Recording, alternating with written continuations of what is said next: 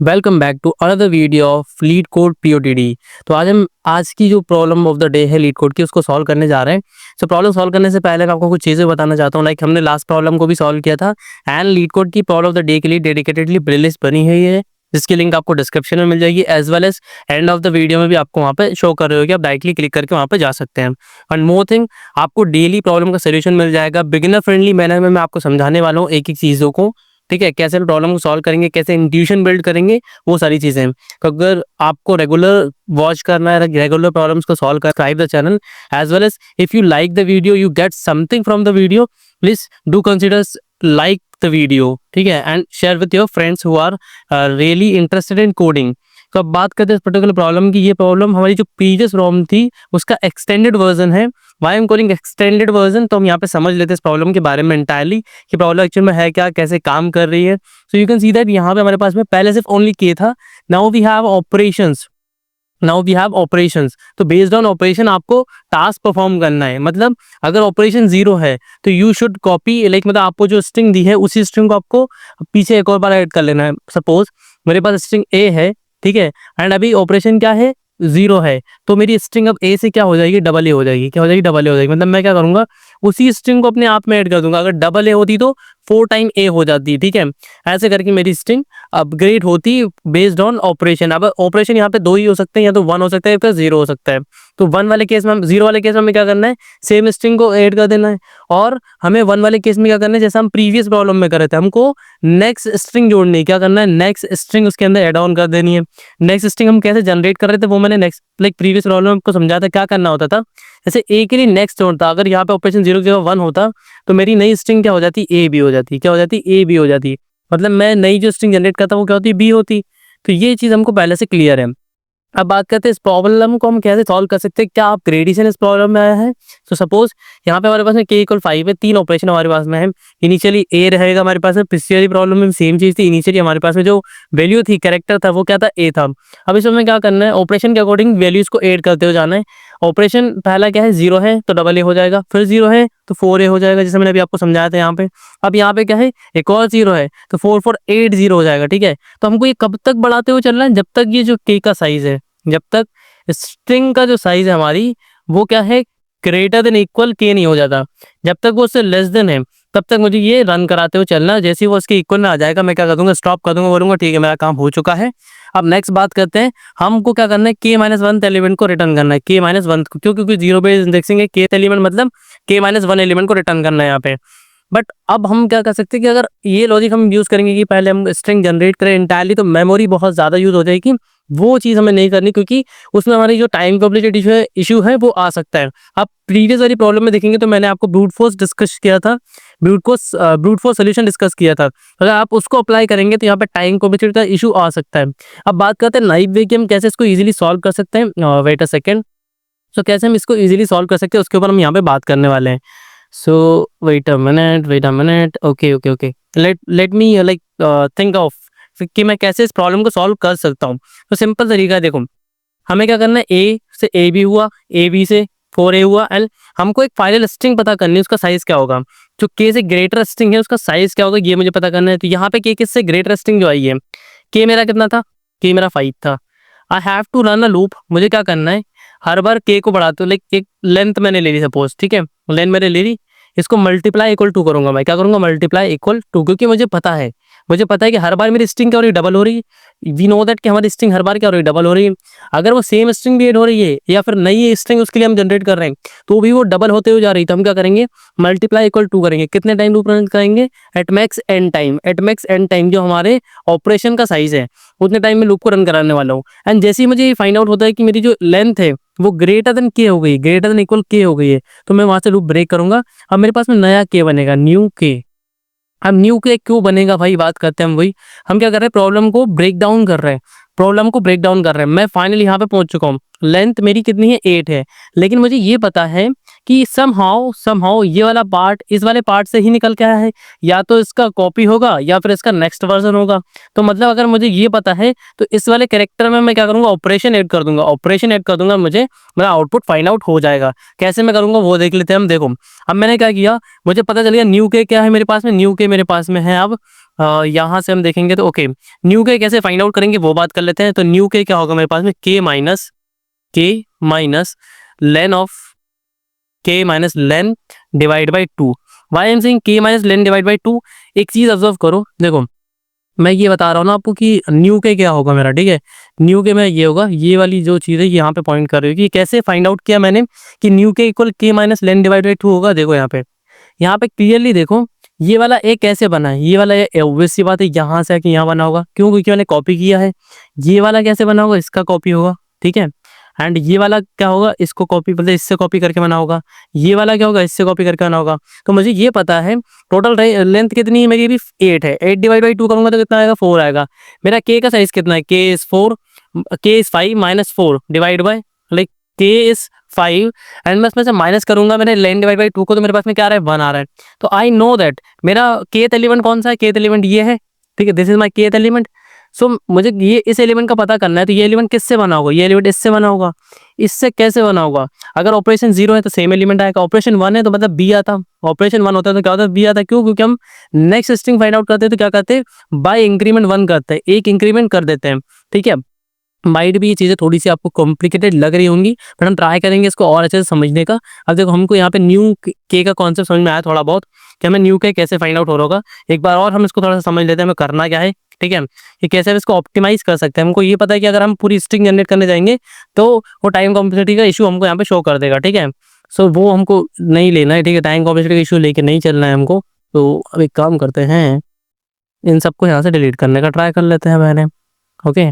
सो मैं यहाँ पे इनको डिलीट कर देता हूँ एंड या this one is also should be deleted, this should be deleted and this should be deleted and this should be. तो अब यहाँ पे बात करते हैं हम यहाँ पे कैसे फाइंड आउट कर सकते हैं इन चीज़ों को, ठीक है। सो मैं इसको थोड़ा सा और नीचे ले आता हूँ, ठीक है, ताकि मैं क्लियरली इनको डिलीट कर पाऊँ। ओके ओके, सो अब मैं बात करूँगा इनको डिलीट कैसे कर सकते हैं। वेट अ मिनट, बस एक सेकंड और दीजिए, ठीक है। हम अभी सब सॉल्व कर लेंगे, इसको कैसे सॉल्व करेंगे। देखो तो अभी हमारे पास प्रॉब्लम हमको इतनी समझ में आ गई है कि हमारा जो भी आंसर आ रहा है हमारे पास में, ठीक है, सबसे पहले तो मैंने क्या किया, एक लेंथ फाइंड आउट की कि मेरा आंसर कहाँ से निकलेगा मुझे। तो मैक्स लेंथ कितनी थी, जो ग्रेटर देन इक्वल 5 थी। मतलब मैं स्ट्रिंग बनाते हुए जा रहा हूँ, बनाते हुए जा रहा हूँ, बनाते हुए जा रहा हूँ बेस्ड ऑन ऑपरेशंस। जब मेरी स्ट्रिंग का साइज, जब मेरी स्ट्रिंग का साइज क्या हो जाए, ग्रेटर देन इक्वल के हो जाए, ग्रेटर देन इक्वल के हो जाए, मेरी जो स्ट्रिंग बन रही है एस, इसका साइज अब ग्रेटर देन इक्वल के होगा, तो मुझे रुक जाना है।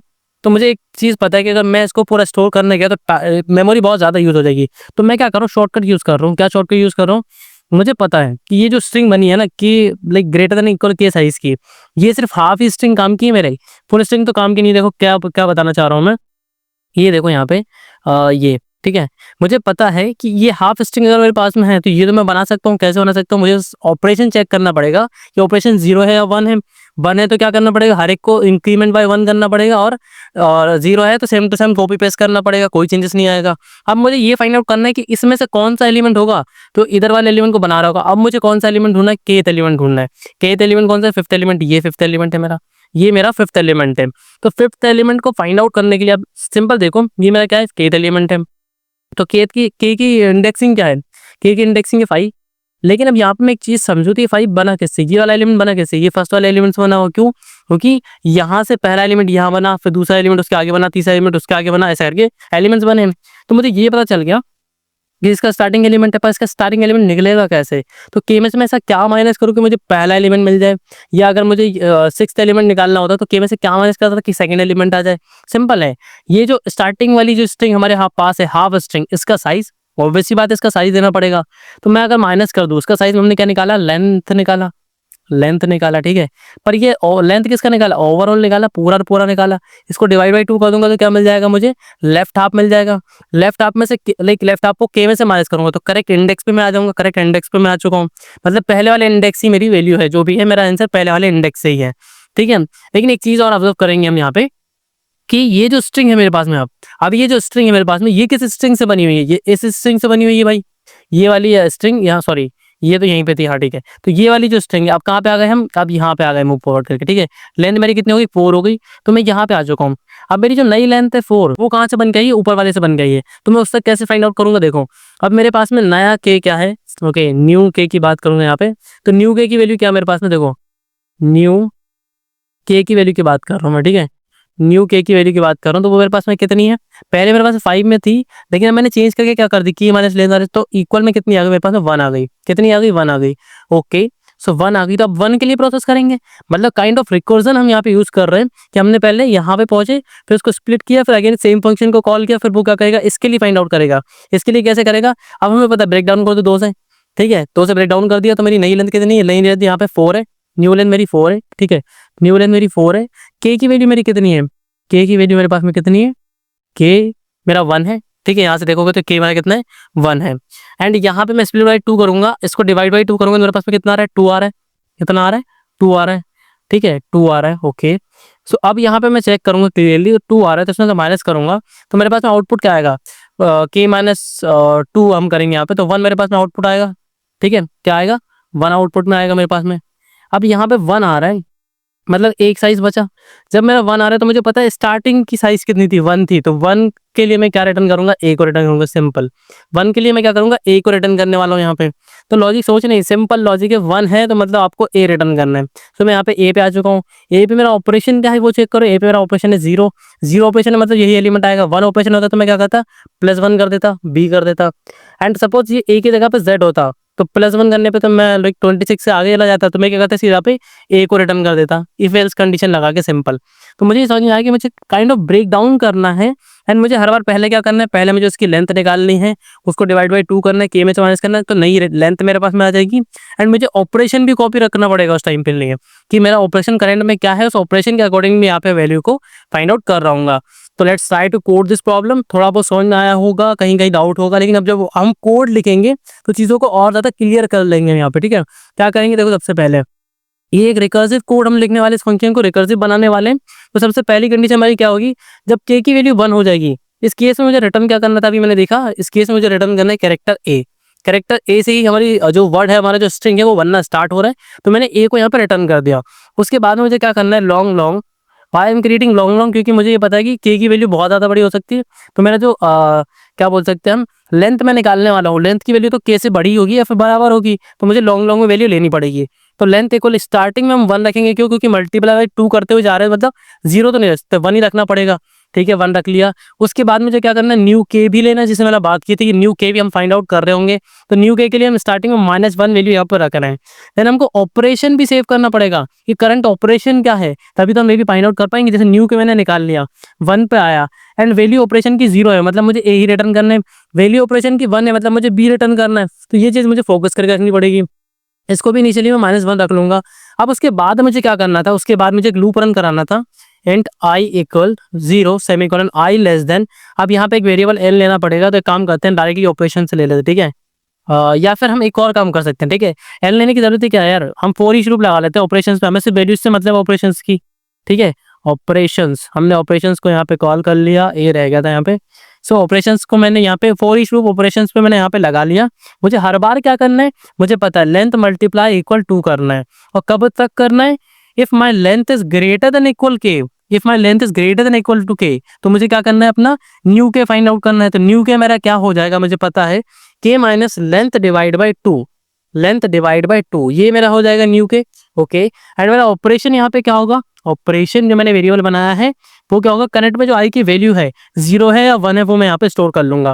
फिर उसके बाद में इससे ब्रेक कर दूंगा, क्योंकि मुझे आगे अब क्या करना है, अब नया जो न्यू के है उसके लिए मुझे फाइंड आउट करनी है चीजें, ठीक है। तो लूप के बाहर आते हैं, यहाँ पे क्या करते हैं, कैर सी एच लगा देते हैं। कैर सी एच बना लिया मैंने, क्यों कैर सी एच बना लिया, क्योंकि अब मैं रिकर्सिवली इसी फंक्शन को कॉल करने वाला हूँ। फंक्शन का नाम यहाँ से कॉपी कर लेते हैं हम सिंपली, एंड कॉपी किया मैंने, देन यहाँ पे आ जाऊंगा, इक्वल करूंगा एंड पेस्ट कर दूंगा। अब यहाँ पे क्या होगा, अब मैं इस फंक्शन को कॉल करने वाला हूँ, अब के की जगह पे न्यू के दूंगा मैं, क्योंकि अब मुझे क्या करना है, न्यू के लिए फाइंड आउट करना है। एंड ऑपरेशंस तो ऑपरेशन से रहेंगे, लाइक उसको तो कोई चेंज नहीं कर सकते, ऑपरेशंस तो हम ऐसा कैसे ही कॉल कर लेंगे, सेमीकोलन लगा लेंगे। अब यहाँ से जो वैल्यू आ रही है कैरेक्टर की, एट दी एंड हमारे पास में ए आ रहा होगा, ठीक है, ये हमको पता है।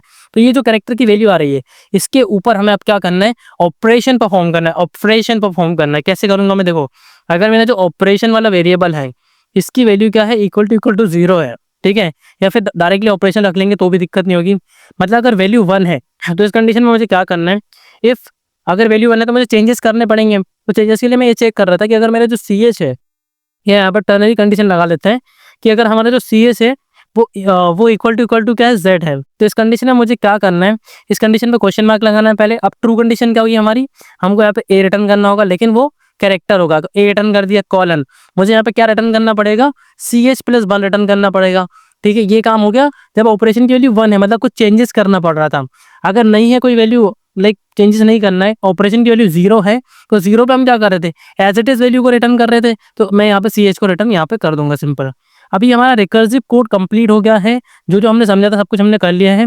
स्टार्टिंग में हम क्या कर रहे हैं, लेंथ निकाल रहे हैं कि मैक्स कौन सी लेंथ होगी जब हमारा जो लेंथ होगी स्ट्रिंग की वो ग्रेटर देन इक्वल के हो जाएगी।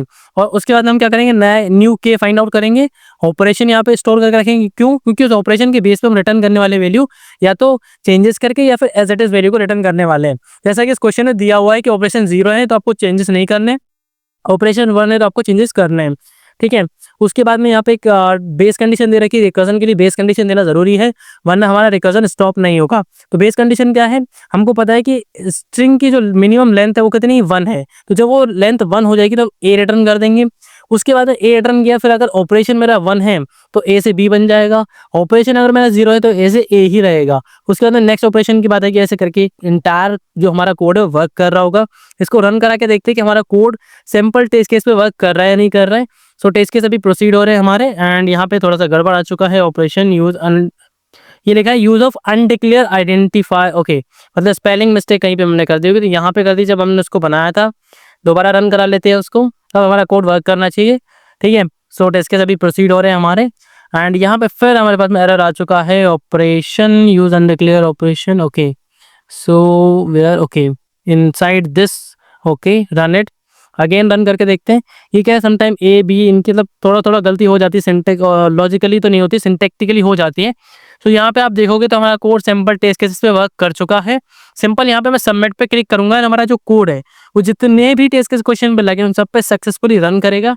लेफ्ट साइड में हमारा आउटपुट आ रहा होगा, and you can see that कि हमारा सोल्यूशन एक्सेप्टेड हो चुका है, जितने भी question like test case question पे लगे उन सब पर। And we have completely solve today's PODD of LeetCode. Let's talk about time complexity. So time complexity की अगर मैं बात करूँ तो हम यहाँ पे क्या कर रहे हैं चीजें वो देख लेते हैं।